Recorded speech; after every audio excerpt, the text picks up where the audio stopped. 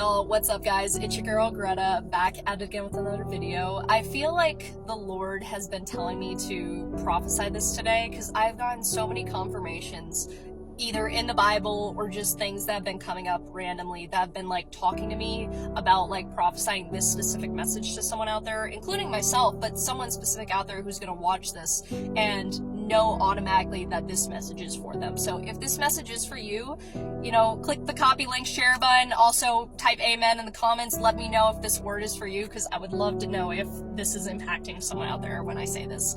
But I feel like right now God is wanting me to prophesy this specific word, which is that a lot of you guys are in this season of waiting. A lot of you guys are in this season of constantly praying, constantly asking God, hey, when's this miracle? When's this blessing going to come about? When is all this stuff that I've been praying for coming about? And a lot of you guys are having the same issue as I am currently. I've had the same issue happen multiple times. It just is the way it is, you know? And what a lot of people don't realize is when you start to get closer to God, you begin to have a lot of spiritual attacks happen. A lot of spiritual attacks. Your days start to have way more pains and aches in them sometimes. And yes, a lot of time it is good, but occasionally you have those days where the devil tries to get in, tries for you to break your cycle of praising God and talking to God and going to adoration, going to church and just praising Him with all your might. And the devil tries to break that. That's why he sends those people and those events to happen in your life to spiritually attack you from what God has destined for you. And the reason why I'm bringing this up and why I'm specifically talking about this is because in regards to the whole thing, in regards to your prayers, right? And you're in that waiting season, like I said. The reason why I bring this up so much is because of the fact that a lot of us are having so much trouble with constantly waiting, constantly being patient, constantly wondering, God, when are you going to do this? Don't really see any miracles happening. When's this going to happen? And when's this going to take place? A lot of you guys I know are probably asking for financial breakthroughs. You're asking for career changes. You're asking for relationships to work out. You are going through that season of not knowing when God is going to do these miracles for you at all. And that is okay. I'm in the same boat right now. I'm wondering when God's going to bring me back my finances to a better state, when God's going to allow me to do this full time, because I know this is what God is calling me to do. I know He's calling me to talk about the gospel and prophesy to people out there who need to hear His word. I know this is what God is calling me to do. But the reason I bring up the waiting stuff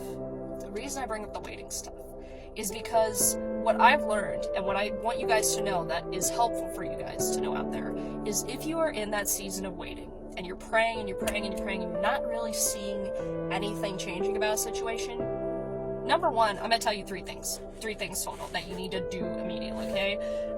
Number one, you need to continue to pray.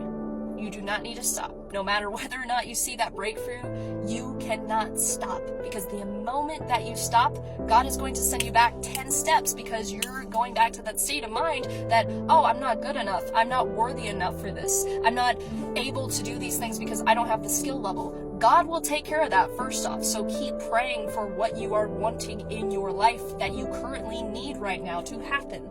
Number two is the fact that when it comes to praying, let's say you're wanting to pray for a financial breakthrough, let's say, the best way to do it that I've learned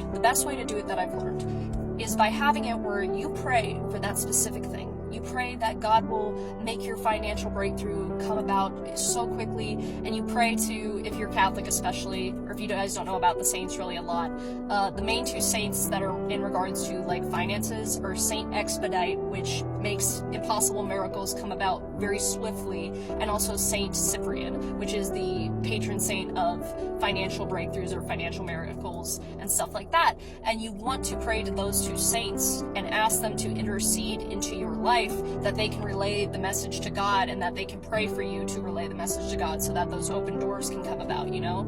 And I also, like, side note, I want non-Catholic people to understand that we do not worship saints, nor do we worship Mary. We use them as intercessors, just like you would when you are asking a friend to pray for you. That's what saints and Mary are used for. Although we do find Mary to be very significant because she is the mother of God, and that's beautiful. But like I said, we don't worship them like a lot of people think we do. We put Jesus at the center of everything we do. So just want to clarify that first off, so I don't get like trash in the comments, but not the point of what I'm getting at though. My point is, when you're praying for, let's say, a financial breakthrough, what you have to take into account is you have to take into account and remember what you have already before you even would get to that point. You have to take into account the blessings you've already been given. Even if they are not some like miraculous thing, every night I tell you guys this. I want you guys to start doing this if you're wanting something major, like financially or some kind of big change in your life to take place that's materialistic or something like that that's going to make you happier, I guess, in life is what I'm trying to phrase that. The best way to go about it is saying exactly what I'm about to say to you guys, which is when you pray, next time you pray for that type of miracle, what I want you guys to do is say, God, number one, right now in my hands, I hold all my financial burdens. Everything that I'm wishing to have currently in my life that I don't see a path for it, that I feel is impossible, that's holding me down and burdening my soul and hurting my heart, I keep it in my hands and I lay it at the foot of your Son, Jesus Christ's cross. And I ask that you take care of this, and I surrender it to you because I have no more in me to give. And then after that, you say two things. You say, Lord Jesus Christ, I pray and I say thank you for the blessings I've already been given in my life. Thank you for the roof over my head. Thank you for the food in my belly. Thank you for the water I have to drink. Thank you for the clothes I have to wear. Thank you for the ability to bathe. Thank you for giving me parents who love me or friends that care about me. Thank you for allowing me to have people in my life who I know are so beneficial for me. Thank you for just all the blessings you give me. Even though I may not have a lot, thank you for that. Even if you have, let's say, I don't know, like $4 to your name, bro. Like, low-key, just say thank you for that even. Because some people don't even have that. Some people are just flat out broke, you know? I've been there. I'm not there really anymore, but I've been there before. It's not fun. Like, for real though, I have been there. It's a horrible thing, but you know what? We get through it. And my point of the matter, what I'm trying to get at with you guys, is you want to tell God specifically, thank you for sending me just all this stuff, even if I may not always act appreciative of it. Thank you for sending me it, and thank you for blessing me with it, because I could be homeless, I could be out of a house, I wouldn't have, like, if I didn't have my parents, I'd be screwed. I'd be somewhere out, like, on the streets probably, sleeping next to it, like a raccoon or something, I don't know, but, like, you get my point. You want to say thank you for the blessings you've already been given, even if you don't see that financial breakthrough yet. You have to keep thanking God for that. And then also thanking God and saying to God directly, God, in advance also, I say thank you for answering my prayer for this blessing to take place and to come about. Because if you're already showing God you're appreciative of it, despite the fact that you haven't seen anything happening, I'm telling you guys this, you are going to be so blessed. And you're going to have that peace in your heart.